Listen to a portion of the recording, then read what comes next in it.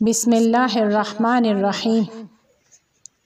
गुनाहों का एक गुरु ऐसा है कि जिससे हम बिल्कुल गाफिल हैं, उसकी तरफ हमारा ख्याल ही नहीं है, और वो है वहम के गुनाह। खारजी गुनाह नजीब है और तवाहुम के गुनाह नानजीब है। खारजी गुनाह यानी क्या? कत्ल कर लिया, एक दिन कत्ल किया, हर रोज़ कोई कत्ल नहीं करता। किसी को मारा, एक दिन मारा, 2 दिन मारा, हर रोज़ नहीं मारता। लेकिन वहम के गुनाह नानजीब हैं, यानी 1 से 1 मिलियन तौलीद होते हैं।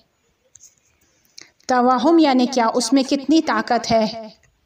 बचपन में इंसान एक तवाहुम करता है और फिर 20 साल तक गोश्त नहीं खाता। बड़ा हो गया है, मालूम है कि गोश्त अच्छा है, मुफीद है, लेकिन फिर भी नहीं खाता। एक तवाहुम का इतना तूलानी नुकसान, क्योंकि बचपन में एक फ़िक्र तौलीद की गई थी या खुद ब खुद तौलीद हो गई, इसलिए तवाहुम के गुनाह नानजीब हैं। खारजी गुनाह का जुबरान हो सकता है। कत्ल किया, कत्ल के बदले में कत्ल हो गया, दिया दे दिया। अगर चोरी की है तो उसके साहिब से माफ़ी मांग ली, उसके सामान का अजाला कर लिया। लेकिन तवाहुमी गुनाह ना आपको कत्ल करते हैं और ना आपका पीछा छोड़ते हैं। तवाहुम के गुनाह नफ्स को दीमक की तरह खा जाते हैं। मिन शर्र मा खलक यानी तवाहुम नफ्स के साथ खेलता है और फिर उस पर काम करता है। ये ज़िक्र, ये नमाज, ये इबादत क्यों है? खुदा हमें एक जगह रखना चाहता है, नहीं चाहता कि हम भटकते रहें, रंगा रंगी हो और हमारी फ़िक्र भी रंगी हो जाए, इधर से उधर भटकती रहे। तवाहुमी गुनाह में फ़िक्र नफ्स को सब जगह घुमाती है, सारी जिनायतें अंजाम देती है। अगर देखें तो ज़्यादातर गुनाह इस नफ्स के तवाहुम की वजह से है। अगर हलाल रोटी भी खाता है तो तवाहुम उसको आकर ख़राब कर देता है। ये जहन जब तवाहुम में गिर जाता है तो उसको रोकना बहुत मुश्किल हो जाता है। लिहाजा तवाहुम के गुनाह फ़िक्र के गुनाह नानजीब है, नफ्सी गुनाह नानजीब है। एक बार देखते हैं कि नमाज में भी गुनाह कर रहा है, फ़िक्र कर रहा है, नमाज के साथ गुनाह की फ़िक्र में है। अगर बैठ के हिसाब लगाएं कि आज तक हमारी फ़िक्र ने कितने गुनाह किए हैं तो हम गिन नहीं सकते। लामहदूद है, बेइंतहा है, शुमार नहीं हो सकते। अगर एक हैवान पर ज़्यादा माल लाद दिया जाए, उसकी कमर झुक जाएगी, नीचे बैठ जाएगा।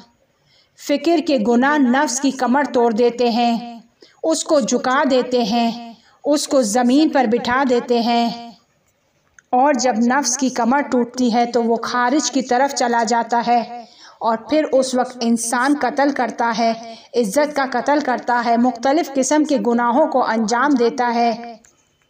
बहुत अहम है इंसान खुद का ख्याल रखे। तवाहुमी गुनाह की बलाएँ बहुत तुलानी हैं।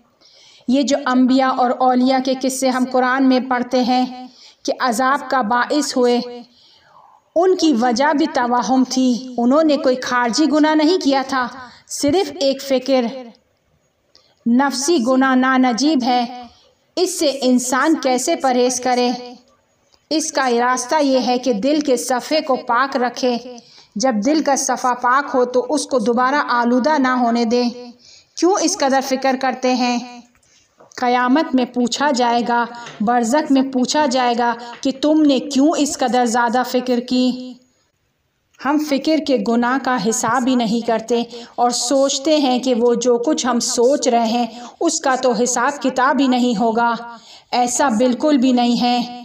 वो अफराद के जो आलम बरज़ख में जाकर वापस आए हैं मौत के मुँह से, अगर आप उनकी दास्तानें सुने तो उसमें वो बयान करते हैं कि हमने अपनी तमाम फ़िक्रों को वहाँ पर देखा, जो कुछ हमने सोचा था वो वहाँ पर मौजूद था। और ऐसा नहीं है कि वो फ़िक्र आप देखेंगे, आलम बरज़ख में हर शख्स आपकी फ़िक्र को भी पढ़ रहा होगा। हर शख्स का नाम आमाल दूसरे के सामने मुकम्मल किताब की तरह खुला हुआ होगा। बस आलम बरज़ख में पूछा जाएगा, क्यों इतना सोचा? लिहाजा तवहुम के गुनाह को रोकना मुश्किल है, नानजीब है। एक बुरी फिक्र की वजह से उस आलम में 1000 अफराद शाकी होंगे, उनको क्या जवाब देंगे। नफ्स के गुनाह सरतान की तरह हैं। जैसे सरतान तमाम सेलुल्स को आग लगा देता है, गुनाह भी नफ्स को आग लगा देते हैं। पैगंबर भी हो तो उसको भी ज़मीन गिर कर देते हैं। अब क्या करें कि हम अपनी फ़िक्र को कैसे कंट्रोल करें, कैसे उसे गुनाह करने से रोकें। 2 रास्ते हैं। पहला रास्ता ये है कि अपने नफ्स को, अपनी फ़िक्र को खैरात की जानिब ले जाएं, और दूसरा रास्ता ये है कि नफ्स को कंट्रोल करें। नफ्स को कंट्रोल करना इंतहाई सख्त है, बहुत सख्त काम है फ़िक्र को कंट्रोल करना, लेकिन नफ्स को खैरात की तरफ, नेकियों की तरफ ले जाना बहुत आसान है, उसे नेकियों में मशगूल करना बहुत आसान है। और अगर तवहुम के गुनाह को अंजाम दे लिया है तो क्या करें। एक ही रास्ता है, ज़लम तो नफ्सी, सिर्फ़ इस्तग़फ़ार, अस्तग़फ़िरुल्लाह रब्बी व अतूबु इलैह। और इस्तग़फ़ार बहुत सारे गुनाहों को रेज़ा रेज़ा कर देता है। इस्तग़फ़ार एक चक्की है कि जो पत्थर को भी पीस डालती है। हम तवहुमी फ़िक्र को इतनी आसानी से नहीं रोक सकते, बस क्या करें, अपनी फ़िक्र में इस्तग़फ़ार डाल दें, उसको इस्तग़फ़ार की चक्की में डाल दें, वो खुद टूट जाएंगे। अस्तग़फ़िरुल्लाह, अस्तग़फ़िरुल्लाह। पैगंबर भी हर रोज़ इस्तग़फ़ार किया करते थे। अमीरुल मोमिनीन अलैहिस्सलाम भी हर रोज़ 70 बंद का इस्तग़फ़ार किया करते थे। बस गुनाह की फ़िक्र से कैसे निजात हासिल करनी है।